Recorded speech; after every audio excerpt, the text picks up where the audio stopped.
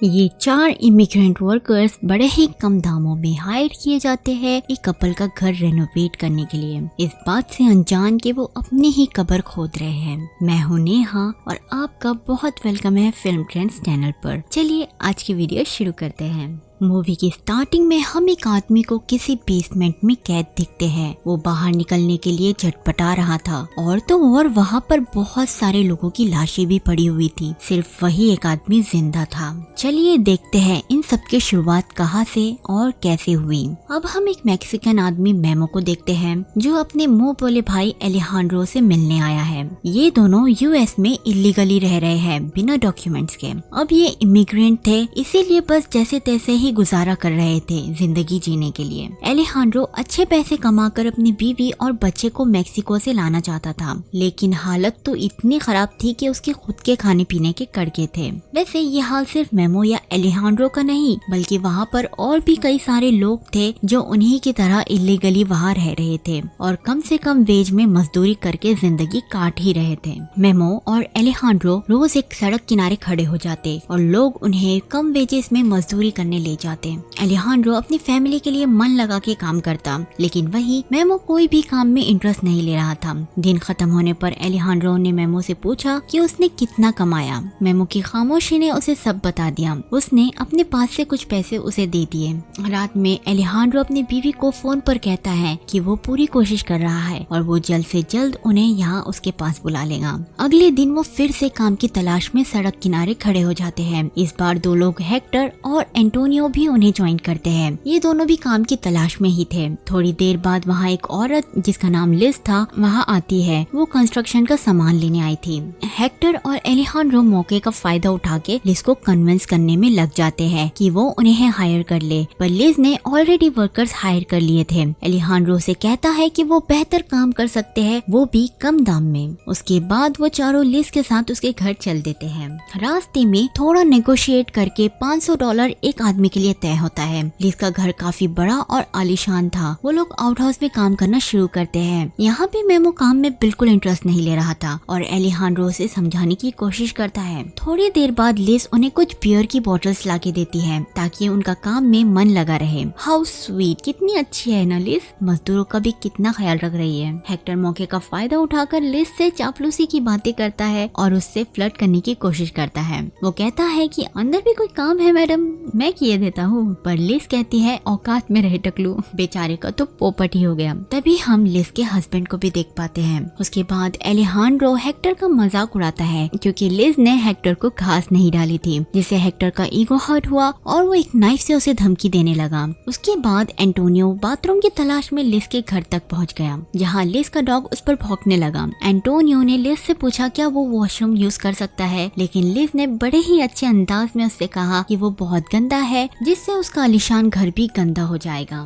रात में Hector Antonio से कहता है कि बड़ी अजीब बात है कि लिज के हस्बैंड ने उसे अकेला भेजा इतना मुश्किल काम करने के लिए, और तो और वो 4 अनजान आदमियों को भी अपने साथ ले आई। उसे डर भी नहीं लगा कि अगर वो साइको किलर हुए तो। रात में काम करते हुए काफी अंधेरा हो गया था। हेक्टर को अपना फोन भी नहीं मिल रहा था। उसकी तो डर के मारे हालत ही खराब हो रही थी कि उसकी वाइफ फोन ना करने पर उसका बुरा हाल कर देगी। तभी गार्डन में बड़ी बड़ी लाइट्स ऑन हो जाती है। वो बहुत देर तक काम चालू रखते हैं। हेक्टर को इस बात पर बहुत गुस्सा आ गया कि इतनी देर से वो काम ही करे जा रहे हैं और कोई उन्हें आकर रोक भी नहीं रहा।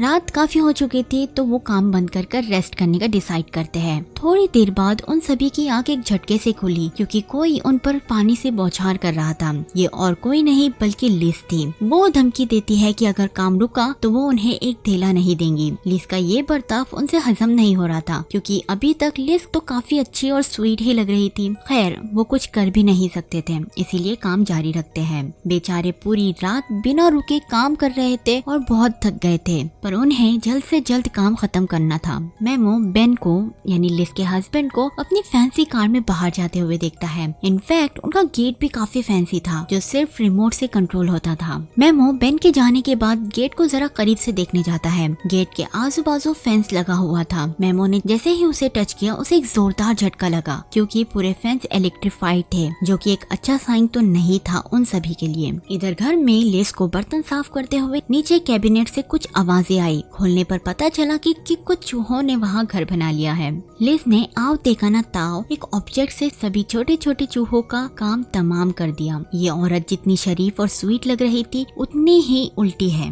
बाहर काम करते एलिहांड्रो और मेमो में बहस हो जाती है क्योंकि मेमो काम पे ध्यान नहीं दे रहा था क्योंकि उसे गुलाम की तरह जीना पसंद नहीं था। एलिहांड्रो भी गुस्से में उसे कह देता है कि वो आलसी है और यहाँ उसकी किसी को जरूरत नहीं और सिर्फ वही है जो उसके लिए फिक्रमंद है और उसकी केयर करता है। मेमो बात को बढ़ाते हुए गुस्से में कहता है कि वो सिर्फ गुलाम है और अगर उसके बीवी बच्चों को उसने यहाँ भी ला लिया तो उसके बाद भी उसका बेटा उसी की तरह गुलामी करेगा। ये सुनकर एलिहांड्रो मेमो पर हाथ उठा देता है और दोनों में झगड़ा हो जाता है। दोपहर तक वो सब इतने थक चुके थे कि एंटोनियो गलती से उसका हाथ ही सौ से काट लेता है। इतने में तीनों घबरा कर लिज के पास पहुँचते हैं, लेकिन मोहतरमा तो मदद करने की बजाय उन पर भड़क गई और काम चालू रखने के लिए कहा। उसने बड़े ही कनिंग तरीके से अल्कोहल की पूरी बोतल एंटोनियो के हाथ पर उंडेल दी और एक पतली सी पट्टी बांध दी। एलिहांड्रो से रिक्वेस्ट करने लगा कि एंटोनियो को हॉस्पिटल ले जाए, जिस पर उसने उन्हें धमकी देकर चुप करा दिया। वो बिना डॉक्यूमेंट के यहाँ रह रहे थे और वो चाहे तो उन्हें पुलिस के हवाले कर सकती है। मेमो वहाँ से गुस्से से चला गया, जिस पर हेक्टर और एलिहांड्रो उसे ढूंढने निकले। वो उसे ढूंढते हुए फेंस तक आ गए।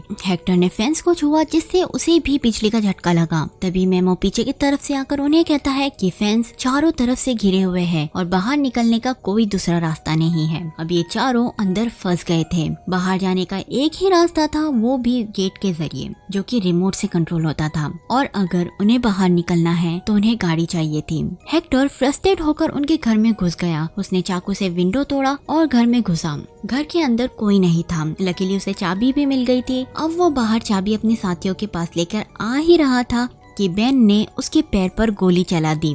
ये देख तीनों उसके पास आने की कोशिश करते हैं, लेकिन फिर से बेन जमीन पर शूट करके उन्हें वहीं बैठा देता है। इतने में लिज हील पहनकर बाहर आई और उसने हील से हेक्टर के चेहरे पर इतने वार किए कि उसकी वही मौत हो गई। वो ऊपर से और कहती है कि उसने ये सब सेल्फ डिफेंस में किया है और फिर अंदर चली गई। बेन ने तीनों को सारे शार्प ऑब्जेक्ट्स एक जगह रखने के लिए कहा और उन तीनों को एक जगह बैठाया। इतने में अंदर से लाउड म्यूजिक चला और लिज चेंज करके हाथ में एक शॉटगन पकड़े डांस करते हुए बाहर आई। उसके बाद एलिहांड्रो आउटहाउस में काम कर रहा था और इधर एंटोनियो और मेमो जमीन से हेक्टर का खून साफ कर रहे थे। लिज उन्हें परेशान करने का एक मौका नहीं छोड़ रही थी। लिज अपने पावर के बड़े मजे ले रही थी। कुछ देर बाद एक आदमी उनसे मिलने आता है। ये एक रियल एस्टेट एजेंट था जो प्रॉपर्टी देखने आया था। यहाँ पर एलिहांड्रो, मेमो और एंटोनियो कहीं नजर नहीं आ रहे थे क्योंकि वो तो गार्डन के बीच में बंधे पड़े हुए थे। एजेंट अगले दिन क्लाइंट्स को लेकर आने वाला था घर देखने के लिए।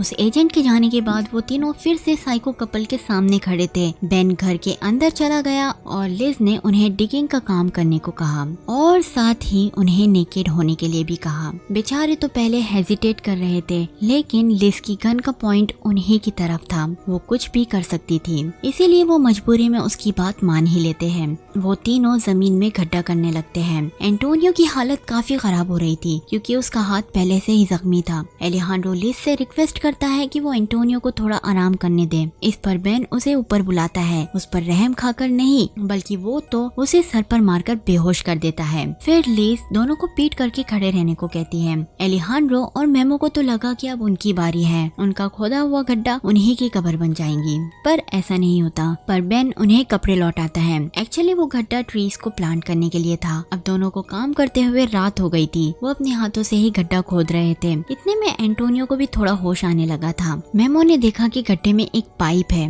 उसने हटाने के लिए एक शार्प ऑब्जेक्ट उनसे मांगा। उसे पता था कि पाइप में इलेक्ट्रिसिटी के केबल्स हैं। उसने एक झटके में पाइप को मारकर इलेक्ट्रिसिटी बंद कर दी। अंधेरे का फायदा उठाकर मेमो और एलिहांड्रो वहाँ से भागकर अंदर छुप गए और एंटोनियो भी फायदा उठाकर वहाँ से फेंस की तरफ भागा और उसके पीछे बेन भी भागा उसे पकड़ने के लिए। क्योंकि अब लाइट्स तो जा चुकी थी, इसीलिए एंटोनियो फेंस चढ़कर दूसरी तरफ पहुंच जाता है। जैसे ही बेन भी उसे पकड़ने के लिए फेंस पे चढ़ा, उसी वक्त लिज ने बैकअप स्विच ऑन कर दी, जिससे बेन को झटका लगा और वो गिर गया। एंटोनियो दौड़कर सड़क की तरफ भागा, लेकिन इससे पहले कोई उसे देखता और उसकी हेल्प करता, किसी ने उसे पीछे पीछे से शूट कर दिया और उसकी वही मौत हो गई। इधर दोनों भाई घर के अंदर घुस गए थे। उन्हें कार की चाबी भी मिल गई थी, लेकिन उसी वक्त लिज के डॉग ने उनके ऊपर भौंका और तो और वो एलिहांड्रो के पैर पर काट भी देता है। मेमो एलिहांड्रो को छुड़ाने के लिए डॉग को जान से मार देता है। अब तक लाइट भी वापस आ चुकी थी। लिज अपने डॉग को मरा हुआ देख चिल्लाती है। बड़ी साइको औरत है, मरे हुए डॉग को देखकर चिल्ला रही है लेकिन इंसानों को मार रही है। वाह। और बेन मेमो के सर पर मारकर उसे बेहोश कर देता है। अगले दिन एक कपल उनका घर देखने आया। दूसरी तरफ हम मेमो को देखते हैं जो पूरा धूल मिट्टी में भरा हुआ था। और सबसे बड़ी शौक की बात तो ये थी कि जिस रूम में वो था वो रूम पूरा लाशों से भरा हुआ था और हेक्टर की लाश भी वहीं पड़ी हुई थी। वो सभी बिना डॉक्यूमेंट्स वाले वर्कर थे। इसका मतलब लिज और बेन कई और वर्कर्स के साथ भी ऐसा ही किया करते थे। लग रहा था कि वो रूम जमीन के नीचे है और वहाँ से निकलने का एक ही रास्ता था। मेमो देखता है कि वहाँ एलिहांड्रो भी है जो अब तक जिंदा था, लेकिन डॉग के काटने के कारण उसका पैर पूरा जख्मी हो गया था। मेमो जल्दी से उसके पैर पर पट्टी बांधता है और पत्थर से ऊपर की तरफ खोलने की कोशिश करता है। इधर वो कपल आउट हाउस देखने आते हैं जो उन सभी वर्कर्स के खून और पसीने से बना हुआ था। वो लोग कुछ और घर की फोटोज भी देखते हैं जो इन लोगों ने पहले रेनोवेट किए थे। रात में जब गार्डन से पानी स्प्रिंकल होता है, कुछ पानी की बूंदें मेमो के फेस पर गिरती है। वहाँ की जमीन थोड़ी कच्ची हो गई थी। मेमो हेक्टर की जेब से एक नाइफ निकालता है जो उसके पास हमेशा रहती थी और नाइफ से ऊपर की ओर खड्डा करता है और आउट हाउस की फ्लोरिंग तोड़कर बाहर आता है। वो एलिहांड्रो को भी ऊपर ले आया था। अब एलिहांड्रो तो जख्मी था, इसीलिए मेमो उसे वहाँ छोड़कर खुद अकेला ही हेल्प लेने चला गया। फॉर्चुनेटली उसी वक्त एक कार गेट से अंदर आई और मेमो को बाहर भागने का मौका मिल गया। बाहर निकलने के बाद मेमो को एक घर दिखा जिसमें वो मदद मांगने के लिए घुस गया, लेकिन वो घर के ओनर को कुछ कहता उससे पहले ही उसकी मौत हो गई। इधर एलिहांड्रो बेहोश हो गया था। जब उसे होश आया वो कुर्सी से बंधा हुआ था और सामने बेन और लिज थे। बेन एलिहांड्रो को मारने और पीटने लगा और फिर एक फनल से उसके मुंह में गैस डालने लगा। उन्हें लगा कि एलिहांड्रो बेहोश हो गया है, लेकिन जैसे ही लिज उसके पास आई, एलिहांड्रो ने सारी गैस लिज के मुंह पर थूक दी, जिससे लिज घिन करते हुए वहाँ से चली गई। बेन ने गुस्से में एलिहांड्रो पर चाकू से कई वार किए। एलिहांड्रो पीछे गड्ढे में जानबूझकर गिर गया, जिससे उसकी कुर्सी टूट गई और वो आजाद हुआ। उसके बाद वो जाकर लाशों के बीच में छुप गया, जिससे बेन उसे ढूंढ नहीं पा रहा था। एलिहांड्रो ने उसे पीछे से पकड़कर उसके गले पर चाकू से वार किया और उसका गला घोट दिया, जिससे उसकी मौत हो गई। अब एलिहांड्रो ने बाहर निकलकर रिमोट से गेट खोला और बाहर जाते जाते रुक गया, क्योंकि उसे याद आया कि अभी तो एक काम बाकी है। इधर लिज खुद को साफ कर रही थी, तभी उसने देखा कि आउट हाउस में तो आग लगी है। वो दौड़कर बाहर आई बेन को देखने के लिए, लेकिन कुछ फायदा नहीं हुआ। वो घर में वापस आई जहाँ सभी चीजें बिखरी हुई थी। वो खून के निशान का पीछा करते हुए ऊपर आई। वहाँ एलिहांड्रो उसका पहले से ही वेट कर रहा था। एलिहांड्रो ने जब देखा कि इस कपल ने उससे पहले भी कई घर रेनोवेट किए हैं, वो समझ गया कि उन्होंने कितने मासूम वर्कर्स की जान ली है। वो पहले उन्हें हायर करते, उनसे काम निकलवाते और फिर जब उन्हें पे करने का वक्त आता उससे बचने के लिए वो उन्हें मार देते। वो लिज को शॉटगन से डराता है। लिज उससे माफी मांगने के बहाने उसके करीब आती है और उसके पैर पर जोर से काट देती है।